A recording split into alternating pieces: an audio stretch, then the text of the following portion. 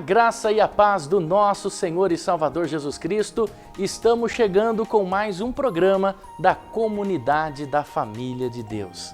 Pedindo licença para poder entrar aí na sua casa, no seu lar e também no seu coração com as palavras de Jesus Cristo. Estamos chegando com mais um programa, A Bíblia Responde. Comigo aqui, pastor Reginaldo Giraldelli, a graça e a paz do Senhor Jesus, pastor. Pastor Fábio, a graça e a paz do Amém. nosso Senhor Jesus. A graça e a paz do nosso Senhor Jesus a todos que estão mais uma vez conosco neste programa A Bíblia Responde. Fique conosco porque a palavra de Deus é a única palavra que pode mudar a história da nossa vida. A palavra de Deus é viva e produz efeito. A palavra de Deus ela é poderosa para salvar as nossas almas. Seja muito bem-vindo a mais um programa. Que Deus abençoe. E começando o nosso programa, eu gostaria de falar para você hoje sobre a fé. A fé, ela exige sacrifício. A fé sem sacrifício, ela por si só é morta. Não há possibilidade alguma de nós sentarmos no sofá da nossa casa, como você está aí agora, nesse momento, sentado na poltrona, dizer assim, eu tenho fé que isso vai acontecer, mas não agir, não tomar uma providência, não tomar uma decisão, uma atitude, porque a fé, ela necessita de atitude. E para que você entenda um milagre na sua vida, esse milagre que Deus vai realizar, ele depende da nossa parceria. Deus, ele não faz nada sozinho. Engano seu achar que Deus faz alguma coisa sozinho. Quando Deus criou o mundo, pastor Reginaldo Giraldelli, nós lemos lá no livro de Gênesis que ele faz em parceria com a presença do Espírito Santo e também do próprio Machia, né? Que ele diz assim, façamos o homem à nossa imagem e à nossa semelhança. Esse façamos está no plural, ou seja, eu não vou fazer, façamos, vamos fazer juntos, né, pastor? Exatamente, e isso está muito claro que ele não fez nada sozinho, né? E realmente, pastor Fábio, nós vemos que os milagres que Jesus ele operou durante o seu ministério teve exatamente a participação. Na verdade, as pessoas, pastor Fábio, elas provocavam os seus milagres, ou seja, é a fé seguida de atitude. Elas ouviam falar de Jesus, mas não apenas ouviam e ficavam em suas casas, em seus lugares, não. Elas iam até o encontro do Senhor Jesus. Então, por conta dessa atitude, a fé com obras, é uma fé com atitude, é que elas alcançavam os seus milagres. Então, a fé que muda a nossa vida, pastor Fábio, ela deve ser acompanhada de atitude. Não que Deus não possa fazer nada sozinho.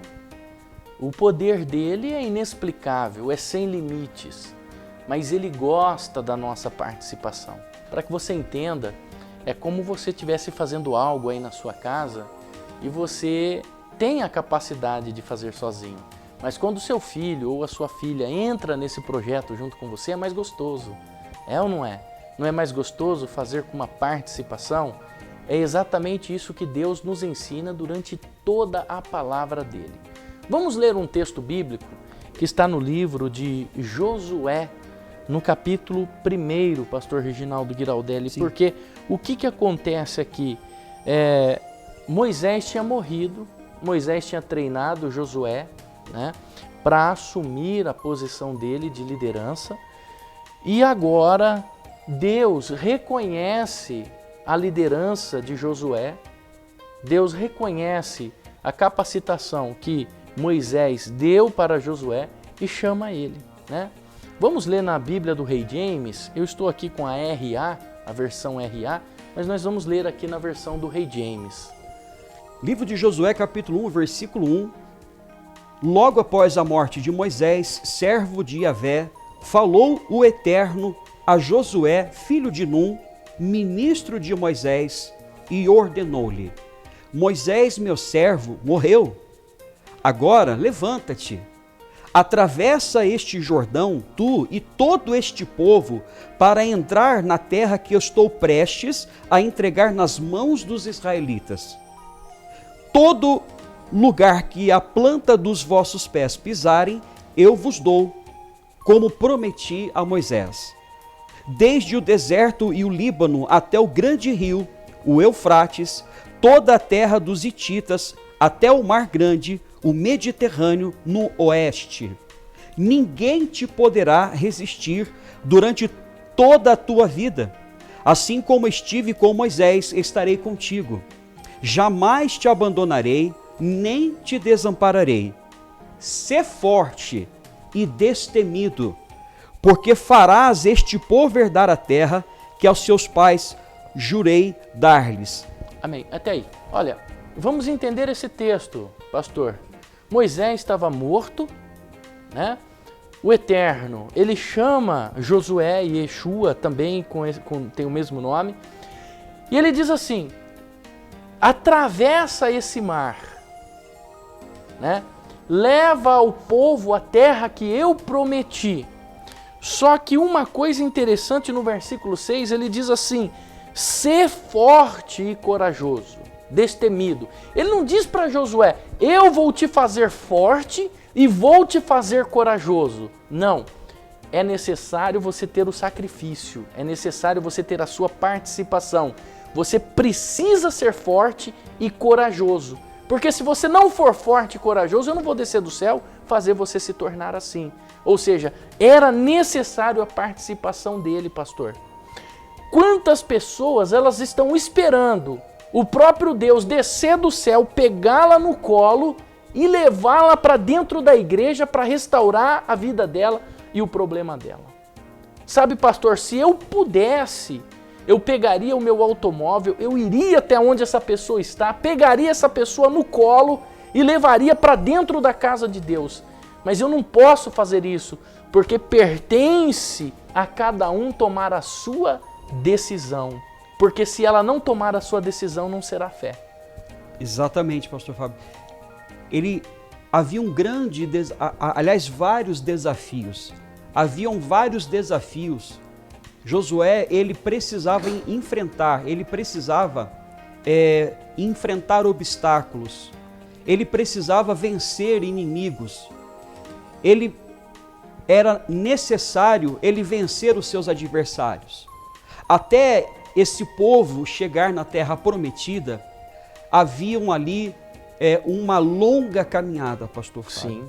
Então, na verdade, tudo ia depender da disposição de Josué para que ele fosse um conquistador. Da mesma forma, acontece com cada um de nós hoje.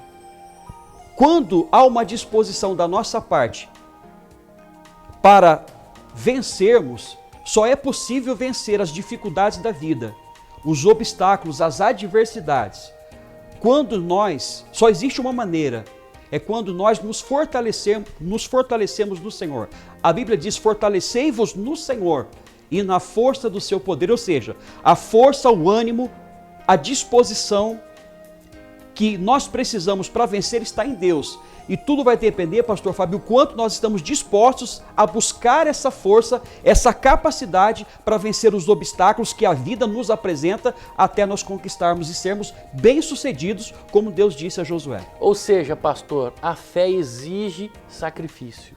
Exatamente. Né? Se você que está aí nos assistindo agora, você quer uma mudança na sua vida, você está vendo a sua família sendo destruída, você está vendo o seu casamento sendo destruído, filhos indo para as drogas, o esposo que não para mais em casa, a esposa que só anda nervosa. Talvez você pensou que a solução para esse problema que você está passando agora, que você está enfrentando agora, seria o divórcio, a separação. Mas é aí que você se engana, porque um abismo chama outro abismo. Quando você entra nesse divórcio, você entrará em divórcios consecutivos, hereditariedade. Você vai viver um ciclo na sua vida se isso não for tratado. Então, muitas vezes você está vendo a sua família sendo destruída, mas você não toma uma decisão de mudança. Você não faz um sacrifício. você não levanta da onde você está, você não luta contra o desânimo e muitas vezes o desânimo já se transformou em preguiça, porque o desânimo ele bate na vida de uma pessoa que não tem ânimo para lutar contra nada e outros têm disposição, têm saúde, mas não fazem porque esse desânimo que é chamado de desânimo na sua vida, na verdade é uma preguiça. Você tem preguiça de se levantar da onde você está, lutar, fazer uma campanha de oração, fazer um jejum em prol à sua vida. Olha só como se chama preguiça. O médico chega para você e diz assim, amanhã eu preciso de 12 horas de jejum para nós fazermos o exame. Automaticamente você entra nesse jejum e faz o exame. Mas quando falamos assim, vamos jejuar para a salvação de um ente seu, de um familiar seu, você diz que não consegue. Você não consegue ficar 5 horas de jejum, quanto mais as 12 horas do ciclo do jejum. Então, a fé exige sacrifício. E se você precisa do milagre, e o milagre precisa manifestar na sua vida, Jesus vai cobrar o sacrifício de você. Veja bem o que aconteceu na vida deste homem, pastor, desse moço, lá no livro de João, capítulo 9, nós estamos falando aqui de um moço que nasceu cego. João capítulo 9 fala do cego de nascença. Ele começa mais ou menos assim esse texto, olha, caminhando Jesus, estou aqui na minha versão, na RA, caminhando Jesus, Jesus estava caminhando, Jesus não estava parado. Jesus estava caminhando, ele sai do ponto A e ele vai até o ponto B, de repente ele se depara com um jovem cego de nascença, ou seja, nasceu cego, né, pastor? Exatamente. Aí, pastor, os discípulos fizeram uma pergunta até que um pouco estranha. Disseram assim, quem pecou para que este nascesse assim? Ele ou seus pais? Quem pecou para que ele nascesse cego? Ele ou seus pais? Porque na cultura deles, bastava alguém estar doente e era motivo de pecado, né? Agora, como que um cego de nascença pode ter pecado para nascer cego? Como que ele peca antes de nascer? Então nós vemos a ignorância da religiosidade que impera dentro do coração das pessoas, fazendo com que elas não tenham fé. Jesus diz assim, olha, respondeu-lhe Jesus, nem ele pecou, nem seus pais, mas foi para que se manifestasse nele as obras de Deus. É necessário que façamos as obras daquele que me enviou enquanto é dia. A noite vem quando não se pode trabalhar. Jesus deixa claro, pastor Reginaldo Graudelli, que é necessário que nós façamos as obras daquele que nos enviou. Jesus não está dizendo, olha, eu vim aqui fazer as obras do meu Pai. Nós precisamos fazer, é o conjunto. Aqui está mostrando que Deus trabalha em conjunto, pastor. Exatamente. Bom, um outro versículo que nós poderíamos associar a esta passagem, pastor Fábio, é aquele que o Senhor Jesus diz que quem crê em mim também fará as mesmas obras que eu faço, e maiores farão. Então também nós somos chamados para sermos testemunhas do Senhor Jesus, continuadores do ministério do Senhor Jesus nessa terra. E isso está tão claro quando nós começamos a meditar no livro de Atos, que nós vamos ver ali também no livro de Atos, os discípulos, os apóstolos realizando, operando os mesmos milagres que o Senhor Jesus operou durante o seu ministério. Então, nós agora, o Senhor Jesus, ele conta com a nossa participação para realizarmos as suas obras. Pastor, uma outra coisa interessante que acontece na história do cego de nascença é que o versículo 6 diz assim, olha, dito isto, cuspiu na terra e tendo feito lodo com saliva, aplicou aos olhos do cego, dizendo-lhe, vai, lava-te no tanque de Siloé, que significa o enviado. Ele foi, lavou-se e voltou vendo. Pastor, uma coisa interessante acontece aqui.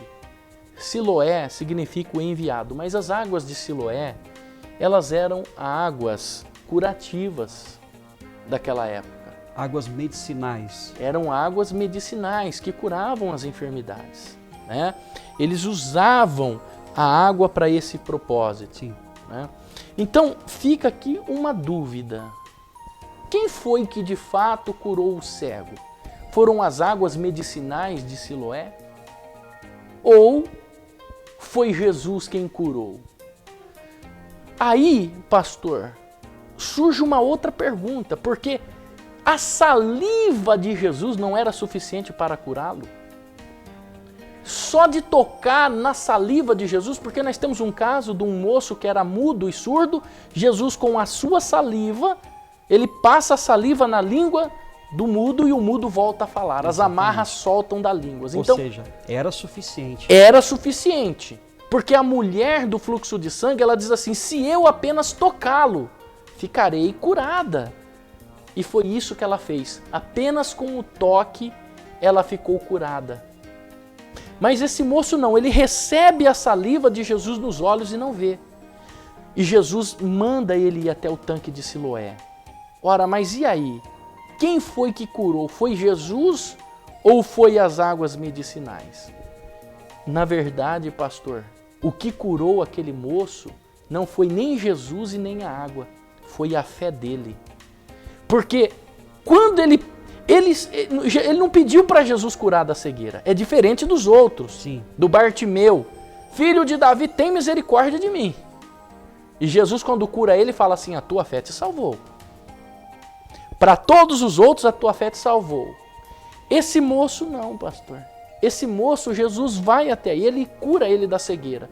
Só que quando ele sai do seu ponto A e se desloca ao ponto B, que era o tanque de Siloé, o que acontece? Ele tem que atravessar os sacerdotes, ele tem que ir até aquele lugar praticamente inacessível naquela época para lavar os olhos. Talvez deixaram ele entrar para lavar os olhos porque terra nos olhos incomoda. Exatamente. Imagina em que situação em que esse homem se encontrava. Porque Jesus ele faz aqui na versão King James, diz que Jesus ele cospe no chão e faz um barro com a saliva. Então esse barro, pastor Fábio, é colocado sobre os olhos daquele cego. E realmente não era nada fácil chegar até esse tanque com esse barro nos olhos. Mas ele foi. Principalmente porque Jesus quebrou um protocolo. Se você ler no versículo 14, você vai ver que era sábado aquele dia. E a lei mosaica dos 613 preceitos da Torá proíbe o judeu de cuspir no chão no dia do Shabat. Porque os judeus acreditam que você está regando a terra, cuspindo no chão no dia de Shabat. E aí, aquele homem, ele poderia ter se lavado com qualquer cântaro de água ou em qualquer outro lugar.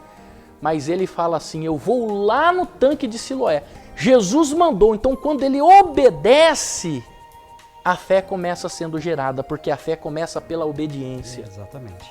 Ele obedeceu a palavra de Jesus e foi no lugar que Jesus mandou. E quando ele volta curado, porque a fé dele naquele momento começa a agir, mas com sacrifício, pastor. Com sacrifício. Ou seja, a fé exige sacrifício. Sem sacrifício, pastor Fábio, sem obediência, não se conquista, não tem resultado.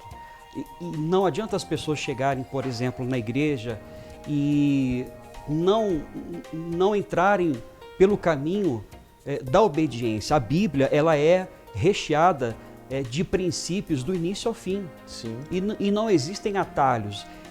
Então, quando as pessoas chegam à igreja, elas têm que deixar de lado os seus achismos, os conceitos errados que elas adquiriram ao longo das suas vidas. E as religiosidades também. E a religiosidade. E agora, ir pelo caminho da palavra de Deus. Então, quais são os princípios, quais são os passos que eu devo dar para eu alcançar um resultado, para eu alcançar o meu milagre, para eu ser liberto, para eu ser curado, para minha família ser abençoada? Quais são os passos? O que Jesus me ensina acerca quais são as atitudes que eu tenho que tomar para também alcançar o que essas pessoas alcançaram? Tudo isso exige sacrifício. Você vai contra padrões, sistemas, protocolos que muitas vezes precisam ser quebrados. Religião. Você vai contra um sistema regido por trás disso. Mas a Bíblia ela é muito simples. quando você quebra os protocolos da religiosidade, quando você sai do que o sistema religioso te ensina, você vai cair exatamente onde está Jesus. Porque Jesus quebrava os protocolos, Jesus saía do sistema religioso. E é isso que nós da comunidade da família de Deus desafiamos você a fazer. A sair da religiosidade, quebrar os protocolos e dar um passo adiante. Essa história ela não termina aqui. Quando esse moço ele está andando curado, vendo, as pessoas perguntam, ora, não era ele que era o cego? Então perguntaram para ele. Aí disseram assim, é melhor chamarmos o pai e a mãe, porque eu acho que ele não nasceu cego. E o pai dizia, sim, ele nasceu cego. Mas como ele vê agora? E os pais com medo, porque os sacerdotes, os rabinos da época, tinham determinado o seguinte, se alguém falar que recebeu a cura por Jesus, não pode entrar na sinagoga. E aí os pais ficaram com medo e disseram, olha, ele já tem idade por si próprio, é melhor que ele responda. Ele já tem idade para isso. Aí as pessoas chamaram ele e disseram assim, dai glória a Deus, porque este homem que te curou é pecador. Ora, acusaram Jesus de pecador, o que vão falar de nós? Vão falar que somos loucos, vão falar que somos tantas as coisas, se chamaram Jesus de pecador. Eu não me importo de ser chamado de nada pelo amor da palavra verdadeira, única.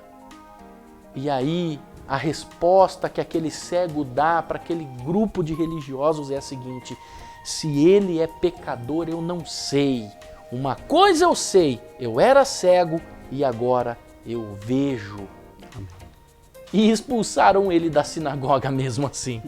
Né, pastor? Ele foi expulso, mas aí Jesus tem um encontro com ele novamente, ele fala que ele foi expulso e Jesus disse, crê em mim, porque eu sou o Messias, eu sou enviado, e aquele moço creu, recebeu ali naquele momento não só a cura, mas o direito à salvação.